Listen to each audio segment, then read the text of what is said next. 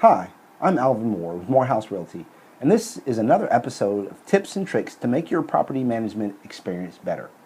Today we're going to talk about the rules and regulations on property management and what you need to know as a good landlord. First of all, you need to know that property management is regulated state by state. So the state of Florida, we're regulated by the legislature and the local municipality, which if you're in a city, it's the city, or if you're in the county, it's the county. So within the state of Florida, Florida Statute 83 is referred to as the Tenant Landlord Act. The Tenant Landlord Act itemizes all of your rules and responsibilities that you need to know to be a good landlord. You want to start there. That's the first place you want to go to when becoming a landlord so that you understand all of your rights and responsibilities. Read the Florida Tenant Landlord Act from cover to cover and make sure that as you are a landlord that you're using a lease that is approved by the Florida legislature, a lease that is applicable to the state of Florida and that is itemized out in a way, in a manner that has been approved by the Florida legislature. Some of the pitfalls that many people face in property management when understanding the rules and regulations is knowing the process for returning someone's security deposit and how that security deposit has to be held. In the state of Florida, the security deposit can be held in an interest-bearing or a non-interest-bearing account.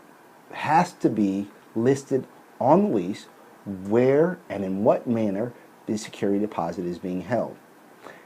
Once a tenant moves into your property, you need to make sure that it's documented, the condition of the property, whether everything is in perfect condition or there's a few minor blemishes. This is done with a move-in, move-out checklist, with videos, and with pictures.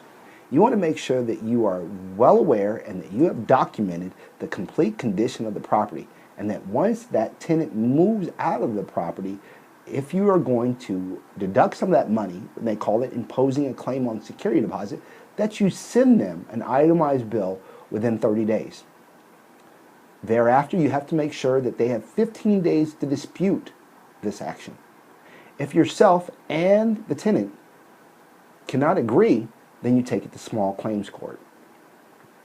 In small claims court, whoever wins has their legal bills paid for by the loser.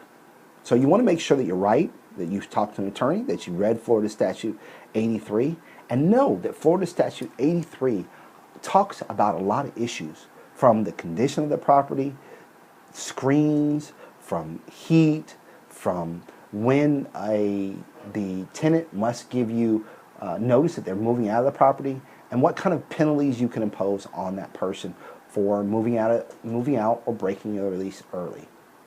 So all this is contained, again, in Florida Statute 83, which is a Tenant Landlord Act. Make sure you're aware of that. Make sure that you reach out to your local municipality to find out if there are any other rules and regulations that you need to be aware of, and possibly call a property manager or an attorney. I'm Alvin Moore, and this has been another episode of Tips and Tricks to make your property management experience better. Thank you.